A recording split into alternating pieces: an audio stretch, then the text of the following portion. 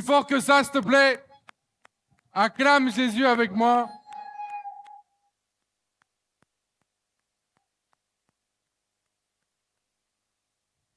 Salut tout le monde, moi c'est Pasteur Frédéric. Je te souhaite la bienvenue à l'église La Liberté Live et je te souhaite aussi un joyeux Noël.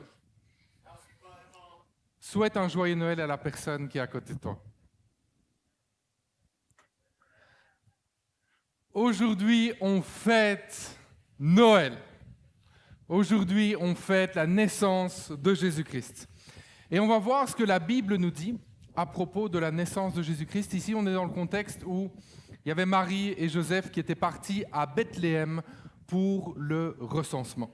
On se trouve dans Luc 2, versets 6 à 14. Or, durant leur séjour à Bethléem, arriva le moment où Marie devait accoucher. Elle mit au monde un fils, son premier-né. Elle lui mit des langes et le coucha dans une mangeoire parce qu'il n'avait pas de place pour eux dans la pièce réservée aux hôtes. Dans les champs environnants, des bergers passaient la nuit pour garder leurs troupeaux. Un ange du Seigneur leur apparut et la gloire du Seigneur resplendit autour d'eux. Est-ce que tu imagines un peu la scène ici? Les bergers sont là. Il y a cet ange qui apparaît. La Bible nous dit qu'il y a une grande frayeur qui les saisit. Mais l'ange leur dit, « N'ayez pas peur.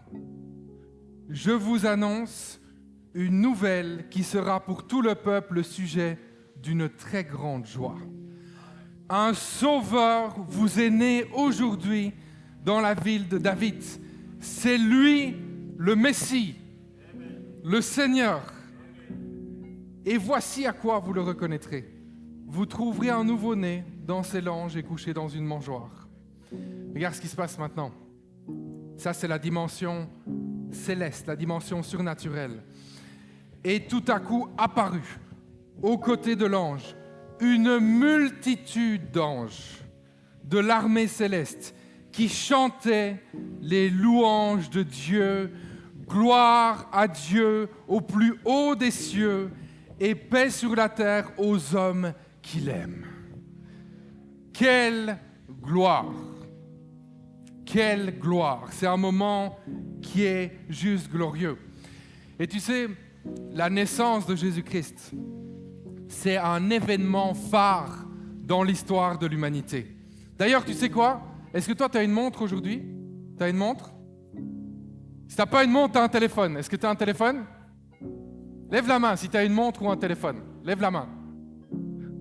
Tout le monde. Et tu sais quoi? Toutes les montres, tous les téléphones de la terre témoignent de la naissance de Jésus-Christ. Pourquoi? Parce que quand Jésus est venu, il y a eu un avant et il y a eu un après. Jésus est le seul, et il n'y en aura pas d'autre, qui a séparé l'histoire en deux. Il y a le avant et il y a le après Jésus-Christ. C'est lui qui marque le temps universel. Et en fait, chaque fois que tu regardes l'heure, tu proclames la naissance de Jésus-Christ. Même chaque fois qu'un païen regarde l'heure, il proclame la naissance de Jésus-Christ. Et puis quand tu réfléchis, sans naissance, pas de résurrection. Sans naissance de Jésus, impossibilité pour nous d'être sauvés. On reste noyé dans nos péchés sans sa naissance. Et tu sais, la naissance de Jésus, c'est aussi l'accomplissement prophétique de tout l'Ancien Testament. Est-ce que tu savais ça? Tu sais que dans l'Ancien Testament, si on prend le point de la naissance de Jésus, de 4000 ans avant la naissance de Jésus, jusqu'à 400 ans, il y a des paroles prophétiques qui annoncent la venue de Jésus. Et il y en a une parmi toutes ces paroles qu'on va regarder aujourd'hui, c'est prononcé par le prophète Ésaïe. Et ça, c'est 700 ans avant la venue de Jésus. Écoute ça, il dit « Le peuple qui marchait dans les ténèbres verra briller une grande lumière.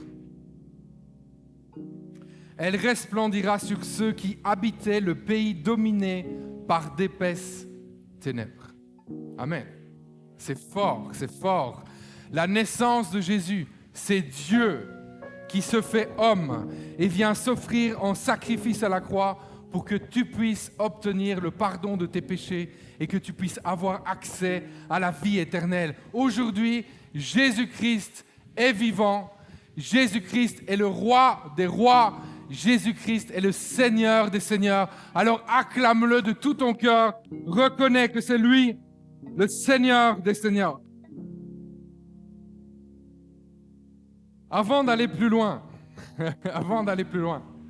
j'ai commencé en te disant « Joyeux Noël ». Et Noël, c'est quoi ça comme fête, hein? C'est quoi comme fête, ça, Noël?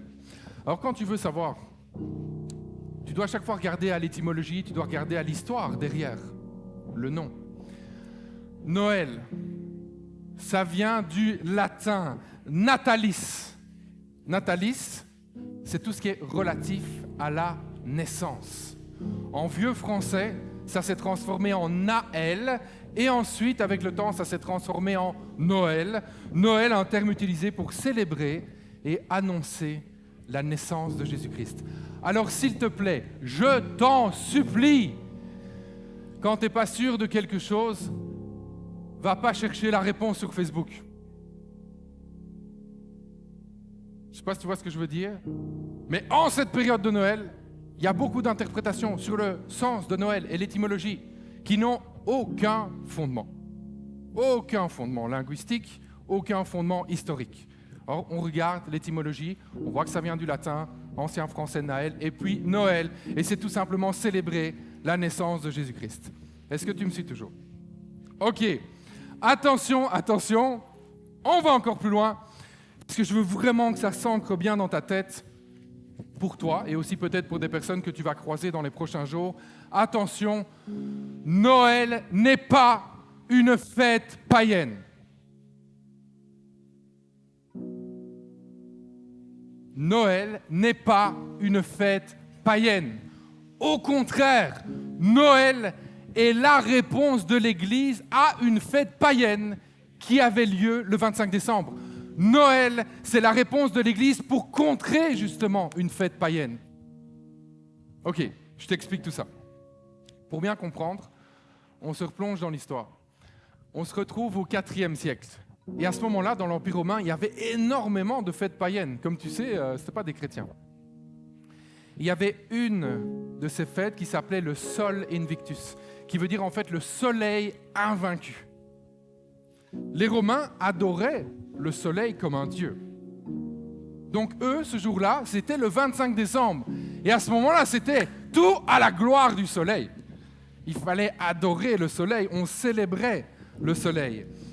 Et c'est dans ce contexte que l'Église décide de venir contrer ça, en disant non, le 25 décembre, ça va être la date officielle de la célébration de la naissance de Jésus. Donc, tu as compris, hein, Jésus n'est pas né le 25 décembre, ok? T'as compris? C'est bon? Tout le monde a compris ça? Très bien.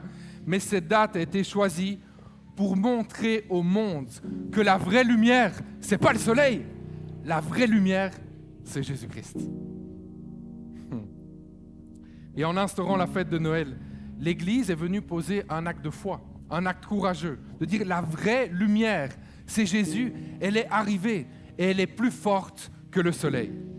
Et en parlant de la naissance de Jésus, la Bible dit dans Jean 1,9, cette lumière était la véritable lumière qui, en venant dans le monde, éclaire tout homme. Là où les païens célébraient le soleil invaincu, les chrétiens annoncent Jésus-Christ qui est la véritable lumière. Jésus, c'est la lumière qui a le pouvoir de nous faire sortir encore aujourd'hui des ténèbres. Et il y en a qui sont ici, tu sais de quoi je parle. Tu sais comment le Seigneur t'a pris, comment il t'a sorti littéralement des ténèbres. Donc fêter Noël, c'est fêter et célébrer la naissance de Jésus-Christ. Et plus que ça, fêter Noël, c'est fêter la lumière que Jésus-Christ vient et emmène dans nos vies. Écoute ça. Dans Jean 8,12, Jésus dit ceci, une parole très forte. Il dit « Moi, je suis la lumière du monde », dit Jésus. Tu as vu toujours cette idée de lumière? « Celui qui me suit ne marchera pas dans les ténèbres, mais il aura la lumière de la vie. » Qu'est-ce que ça veut dire en fait? Ça veut dire que lui, Jésus, lui, il vient du ciel. Il vient du ciel là où la lumière brille fort, là où la lumière règne. Lui qui est Dieu depuis toujours, il porte en lui la perfection, il porte la vie, il porte l'éternité. Et c'est vraiment dans cette dimension de vie éternelle et de perfection, c'est vraiment ces choses-là qui font de lui la lumière. C'est pour ça qu'il dit qu'il est la lumière. Il vient d'ailleurs, il porte autre chose. Et comme tu sais, ce monde a été infecté par le péché. Le monde dans lequel on est, je ne vais pas te faire un dessin, je crois que tu es au courant que c'est un monde déchu. Quelques petits problèmes par ici. Et ça, c'est depuis quand? Depuis la désobéissance d'Adam et Ève. Ce monde ici où la mort frappe, ce monde qui est imparfait, ce monde qui est temporaire, ce monde qui est corrompu. Et c'est là que Jésus dit, celui qui me suit ne marchera pas dans les ténèbres, mais il aura la lumière de la vie. Depuis la chute de l'humanité, ce monde est clairement marqué par les ténèbres. Les ténèbres, c'est quoi? Parce que si on dit ouais, le monde est marqué par les ténèbres, c'est un peu peut-être confus. Les ténèbres, c'est quoi? C'est la maladie, c'est la mort, c'est le deuil, c'est la souffrance, c'est la peur, c'est le vol, c'est le mensonge, la manipulation, la culpabilité. Les ténèbres, c'est aussi les chaînes des addictions en tout genre dans lesquelles parfois on est pris. Mais j'ai une très bonne nouvelle pour toi. Dieu a décidé de descendre du ciel lui-même pour venir balayer les ténèbres. Et ça, c'est une bonne nouvelle. C'est ça Noël. C'est ça la naissance de Jésus. C'est Dieu qui prend une forme humaine, qui descend sur terre pour venir balayer les ténèbres. Et quand Jésus dit « Celui qui me suit ne marchera pas dans les ténèbres, mais il aura la lumière de la vie. » Quand il dit ça, en fait, derrière, il vient nous révéler deux vérités qui sont très, très, très puissantes. Premièrement, Jésus-Christ est la lumière qui donne la vie éternelle. Il n'y en a pas d'autre. Il n'y en a pas d'autre. Et c'est la question la plus importante que j'ai pour toi aujourd'hui. Je te pose la question, où passeras-tu ton éternité? Où passeras-tu ton éternité? Ça sera où? Est-ce que tu passeras l'éternité dans la présence de Dieu, au paradis, là où il n'y a plus de souffrance, là où il y a l'abondance, il y a la paix, il y a la joie? Ou est-ce que tu passeras l'éternité en enfer, séparé de Dieu, l'absence de Dieu, la souffrance, la douleur? Je te pose la question, où passeras-tu ton éternité?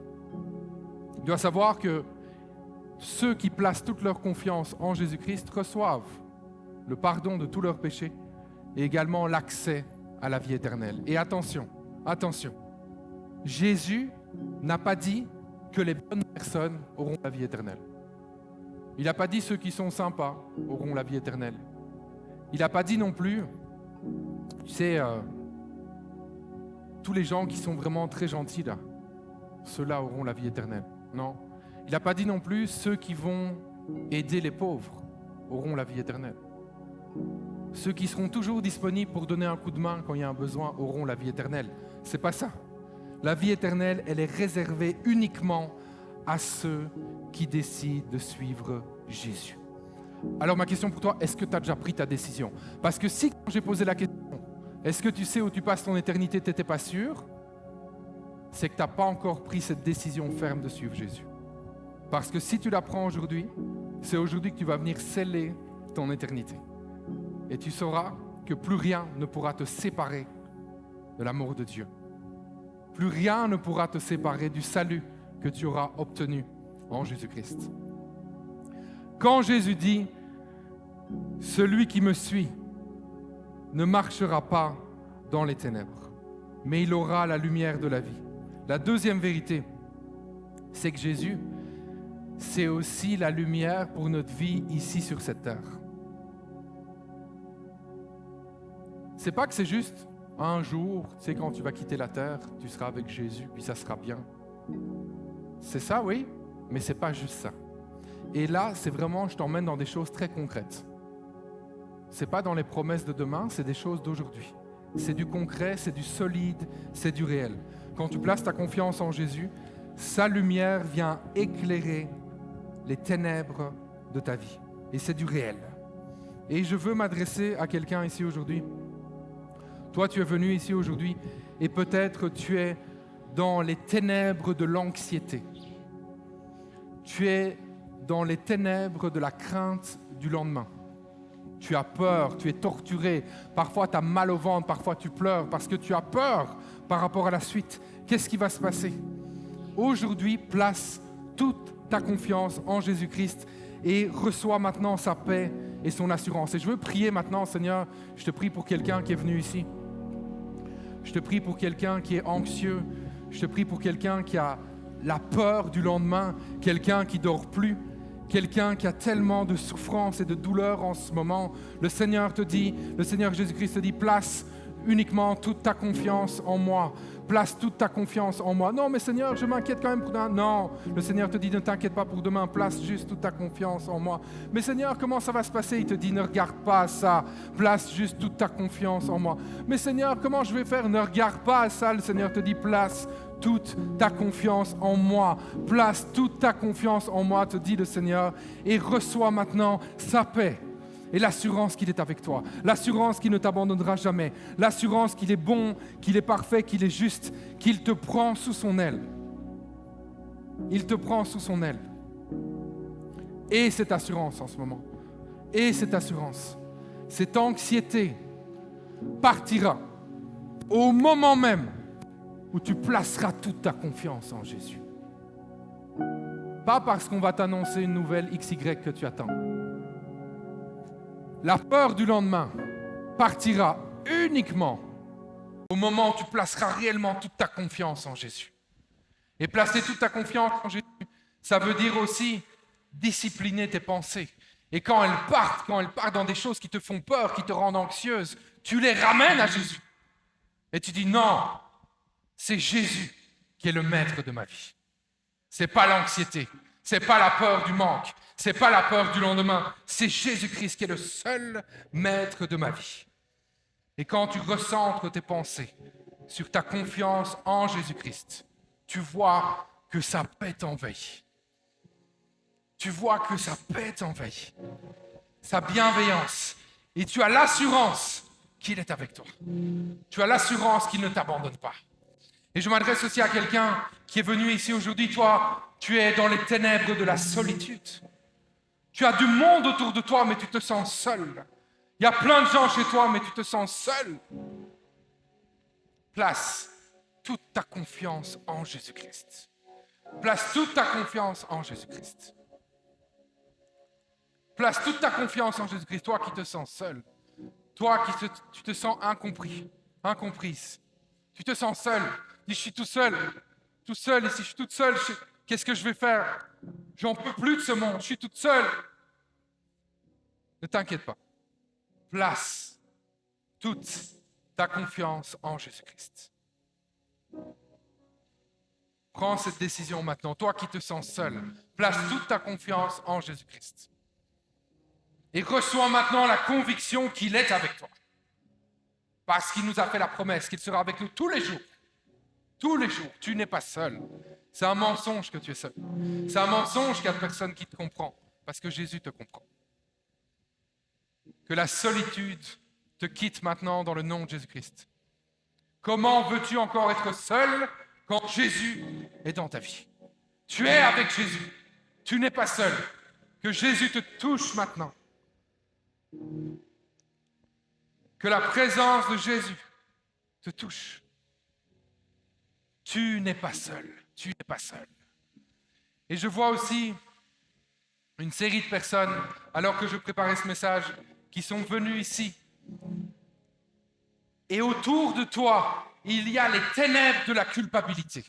Tu te sens coupable. Coupable peut-être d'un péché commis. Coupable peut-être de « j'ai pas aidé cette personne, si je l'avais aidée, elle serait encore là ».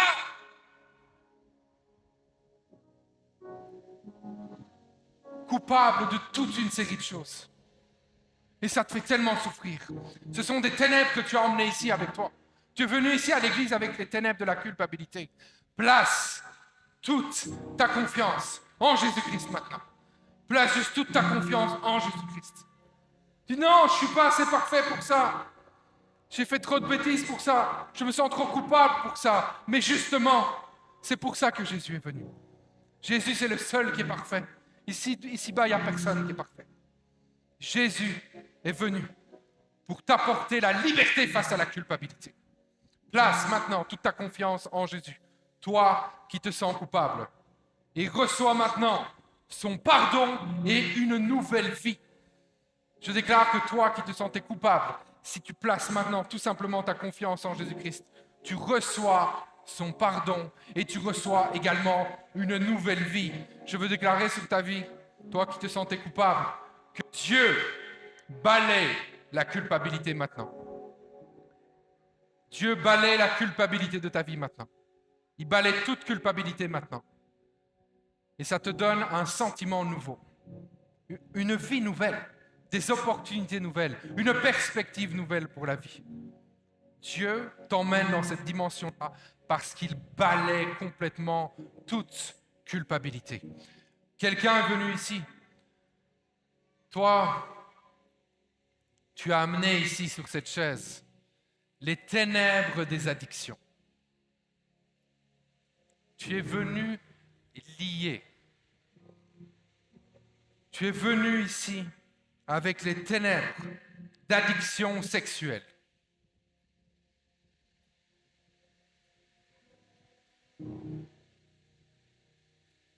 Addiction face à la drogue, à l'alcool. Addiction également face au jeu, face à la violence. Tu es venu avec ces ténèbres ici. Place toute ta confiance en Jésus-Christ et reçois maintenant la conviction qu'il brise tes chaînes. Parce qu'on peut faire tout ce qu'on veut. On peut suivre tous les conseils des hommes qu'on veut. On peut faire toutes les thérapies qu'on veut. Mais si, à un moment, Jésus-Christ ne vient pas briser les chaînes, on déplace juste le problème, ou ça revient encore plus fort d'une autre forme. Crois qu'aujourd'hui, alors que tu places toute ta confiance en Jésus-Christ, cette addiction avec laquelle tu luttes depuis des années est balayée. Crois-le. Crois-le. Jésus est assez fort pour faire ça. Tu ne mets pas ton focus sur l'addiction, tu ne mets pas ton focus sur toutes les chutes que tu as pu commettre, mais tu places juste en ce moment même ton focus et toute ta confiance sur Jésus-Christ. Et lui-même vient briser en ce moment cette addiction. Reçois maintenant la conviction que Jésus lui-même vient briser les chaînes. Si toi, tu es venu ici et les ténèbres qui t'entourent, c'est que tu es épuisé par les combats de la vie. Tu te dis, c'est combat après combat. Je croyais avoir une saison de repos et voilà encore ce qui m'arrive. Tu es épuisé, tu es fatigué, tu es chargé. Place toute ta confiance en Jésus-Christ. Et reçois maintenant ses forces. Quelqu'un reçoit maintenant les forces de Jésus. Quelqu'un est relevé maintenant. Pas parce que tu as trouvé plein de solutions ou du réconfort, de quoi que ce soit. Non, tu as juste placé toute ta confiance en Jésus-Christ. Et tu reçois maintenant ses forces. Il est avec toi. Repose-toi sur Jésus-Christ, peu importe la situation dans laquelle tu es aujourd'hui. Que tu sois dans une mauvaise saison ou dans une bonne saison, peu importe. Repose-toi entièrement sur Jésus-Christ. Tout ce dont tu as besoin se trouve déjà en Jésus-Christ. Que quelqu'un reçoive cette parole. Tout ce dont tu as besoin se trouve déjà en Jésus-Christ. Je vais aller plus loin, je vais te dire ceci. Arrête d'attendre que Jésus fasse encore et encore des nouvelles choses. Arrête de dire ça ne va pas. Ça ne va pas, mais ça ira quand Jésus fera encore ça. Parce que si tu es honnête 2 minutes, tu sais bien que tu as prié des choses comme ça il y a longtemps. Et que Jésus a déjà fait beaucoup. Et que chaque fois qu'il fait quelque chose, de toute façon, on est tous comme ça. On est ingrats. fait quelque chose, on oublie vite. Et on est toujours en train de se dire, non, mais ça ira quand Jésus fera. Et puis il fait. Mais après, on est de nouveau ingrat. Arrête d'attendre que Jésus fasse encore et encore des choses pour toi. Quand j'aurai plus d'argent, quand j'aurai le mariage, quand je vais voyager, Jésus, fais des choses pour moi. Arrête cette dimension-là. Arrête ça. Et émerveille-toi, commence à t'émerveiller de ce qu'il a déjà fait pour toi. Commence à t'émerveiller qu'aujourd'hui même, tu peux marcher dans sa lumière. C'est même pas qu'il a fait telle ou telle chose, c'est qu'en fait, il te permet de marcher aujourd'hui dans sa lumière tous les jours, dans tous les domaines de ta vie. Réjouis-toi grandement pour ça. Sois dans la joie, dis yes. Je ne suis pas venu encore demander quelque chose de plus au Seigneur. Je suis venu me réjouir que moi, je peux marcher dans la lumière. Marche dans la lumière. Marche dans la lumière. Et enfin, je te laisse avec ça. Souviens-toi que dans cette grande aventure qu'est la vie, Jésus est avec toi tous les jours. C'est une promesse qu'il nous a faite.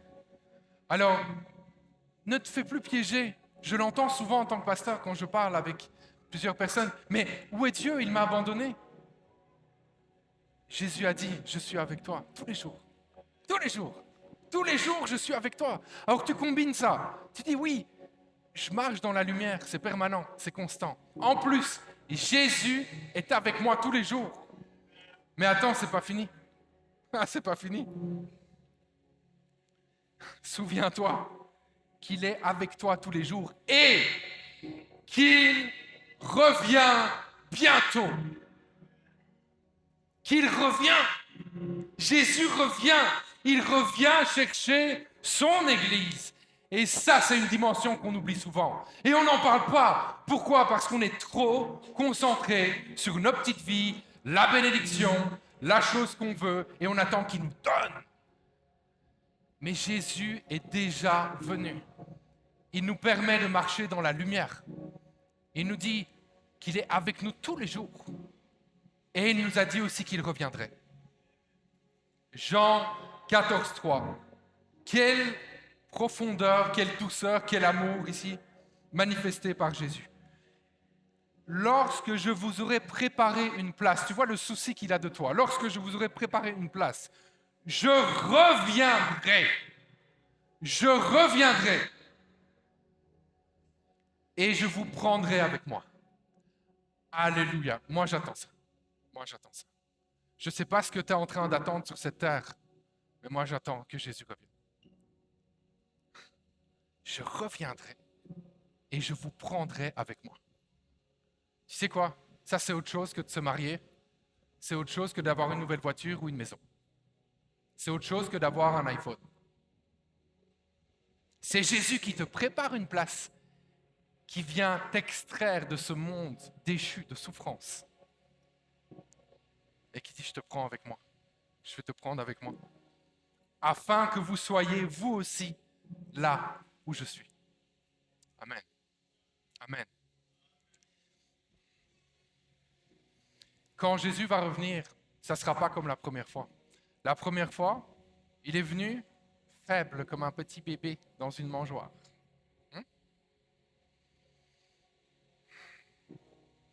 Mais le jour où il reviendra dans sa gloire, dans toute sa gloire, resplendissante, éclatante. Et tu sais, Jésus ne ment pas. La Bible est remplie de promesses. Si on doit voir aujourd'hui, à l'époque dans laquelle on vit, on peut déjà faire une liste de centaines et de centaines de promesses qui ont déjà été réalisées. Donc quand on voit la fidélité de Dieu, nous pouvons avoir l'assurance que tout ce qui est écrit est vrai, que tout ce qui est écrit arrivera.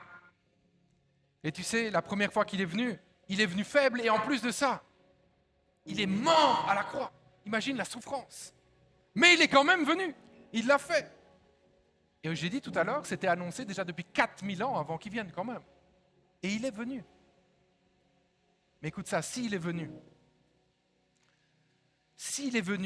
faible comme un bébé, s'il est venu faible comme un bébé et qu'il est allé jusqu'à mourir à la croix pour toi et qu'il l'a fait, tu peux vraiment avoir l'assurance qu'il reviendra cette fois-ci dans sa gloire. Dans sa gloire. Il a eu tellement de souffrances. Il a porté le poids du péché de l'humanité sur ses épaules. La séparation avec le Père pendant quelque temps. Le poids était tellement lourd et il l'a fait. Mais la prochaine fois qu'il revient, c'est pas ça qu'il va subir. Il reviendra en fait dans sa gloire. Il reviendra comme il a toujours été et comme il sera toujours. Parce qu'on a un peu une fausse image de Jésus. On voit le petit Jésus, le petit Jésus dans la mangeoire, Jésus qui est mort à la croix, la souffrance. Et 33 ans environ, sur toute l'éternité. Parce qu'il est de toute éternité. Le roi des rois, le Seigneur des seigneurs, le Tout-Puissant, glorieux, victorieux. Il n'y a personne au-dessus. Depuis toujours, il est passé sur terre et pour toujours, il est dans la gloire et il reviendra chercher son Église. On va prier ensemble, tu peux fermer les yeux là où tu es. Aujourd'hui, tu peux fermer les yeux pour être concentré. Aujourd'hui, je veux croire et déclarer que c'est le jour de ta rencontre personnelle avec Jésus-Christ. N'attends pas demain, c'est maintenant qu'il t'appelle. Jésus est venu sur terre se sacrifier pour toi, pour que tu puisses obtenir le pardon de tes péchés et avoir accès à la vie éternelle. Alors ouvre ton cœur à lui aujourd'hui. Je veux inviter quelqu'un qui est ici ou qui nous suit en ligne à recevoir la lumière de Jésus-Christ. Je t'invite aujourd'hui à remettre le contrôle de ta vie à Jésus. Tu peux lever la main où tu es si tu veux remettre le contrôle de ta vie à Jésus pour la première fois. Dis-moi, c'est aujourd'hui que ça se passe là. J'ai trop chipoté là, j'ai trop joué là. C'est aujourd'hui que ça se passe. Je vois ta main aussi. S'il y a quelqu'un encore qui dit, moi c'est aujourd'hui là. Aujourd'hui là, c'est un changement, c'est un shift dans ma vie. Je donne ma vie à Jésus. Je vois ta main également. Vous pouvez baisser vos mains. Seigneur Jésus-Christ, je prie pour toutes ces mains levées. Je prie, Seigneur, que ta lumière brille fort, très fort, dans leur vie. En ce moment même, vous qui avez levé la main, que vous puissiez juste vous tourner vers Dieu, demander pardon pour vos fautes, vos péchés, recevoir le pardon de Dieu. Et vous recevez maintenant le pardon de Dieu, vous recevez la vie éternelle et vous recevez également quelque chose que vous aviez pas conscience en fait. Vous n'aviez pas conscience de ça. Vous recevez également cette capacité à ce que Jésus lui-même vienne balayer les ténèbres de vos vies. Vous marchez dans la victoire de Jésus-Christ à partir d'aujourd'hui.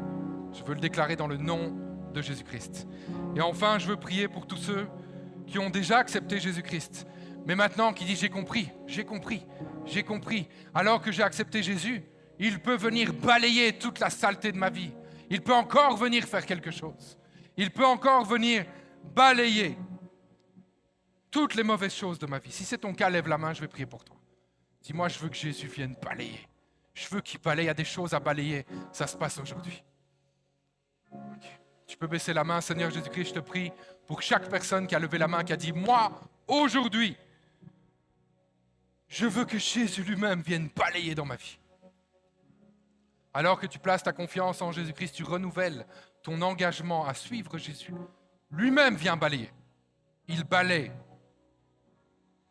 les ténèbres de ta vie. Je vois ces ténèbres balayées maintenant de ta vie dans le nom de Jésus-Christ.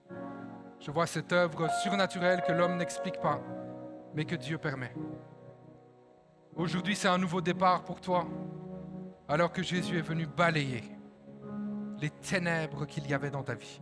Tu marches dans la lumière, tu marches dans la victoire, tu marches avec assurance. Alors en attendant le retour de Jésus, vis dans sa lumière et brille partout où tu passes. Et j'ai prié toutes ces choses dans le nom de Jésus-Christ. Amen.